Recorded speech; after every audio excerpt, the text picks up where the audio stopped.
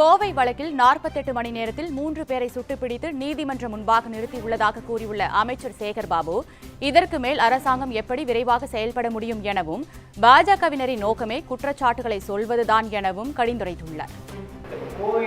கல்லூரி கூட்டு பாலியல் விவகாரத்தில் தமிழகத்தில் சட்டம் ஒழுங்கே கெட்டு போயிடுச்சு. 48 மணி நேரத்தில் 3 பேர்களை தப்பி ஓட முயன்றவர்களை சுட்டுப்பிடித்து அவர்கள் நீதிமன்றத்திற்கு முன்பு நிறுத்திய ஆட்சி இந்த ஆட்சி. சட்டம் ஒழுங்கு எப்பொழுது கெடுகிறது என்றால், பாதிக்கப்பட்டவர்களுக்கு நியாயம் கிடைக்காத போது சட்டம் ஒழுங்கு கெடுகிறது என்று சொல்லலாம்.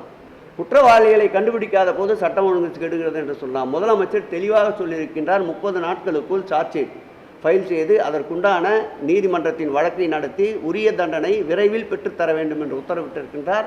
இதற்கு மேல் ஒரு அரசாங்கம் எப்படி விரைவாக செயல்பட முடியும் என்று அவர் அறிவுறுத்தினால், ஒருபுறம் நடப்பதற்கு முன்பு காப்பது, நடந்த பிறகு அதனுடைய நடவடிக்கைகளை துரிதப்படுத்துவது, தீவிரப்படுத்துவது என்று மாண்புமிகு முதலமைச்சர் அவர்கள் சட்டம் ஒழுங்கை காப்பாற்றுகின்ற ஒரு ஆட்சியாக இந்த ஆட்சி இருக்கிறது என்பதற்கு இந்த நிகழ்ச்சி ஒரு சாட்சி. சார், அவர்களுடைய நோக்கம் குற்றச்சாட்டு சொல்வது என்பதுதான்.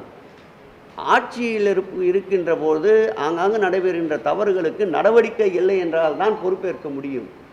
மாண்புமிகு முதலமைச்சர் அவர்களை பொறுத்தளவில் சட்டம் ஒழுங்கோ இது போன்ற மக்களை சீரழிக்கின்ற எந்த உபாதையான பொருட்கள் பயன்படுத்தப்பட்டாலும் அதை இரும்பு கரம் கொண்டு அடக்கி கொண்டு வருகின்றார். அதற்குண்டான நடவடிக்கைகளை மேற்கொண்டு வருகின்றார்.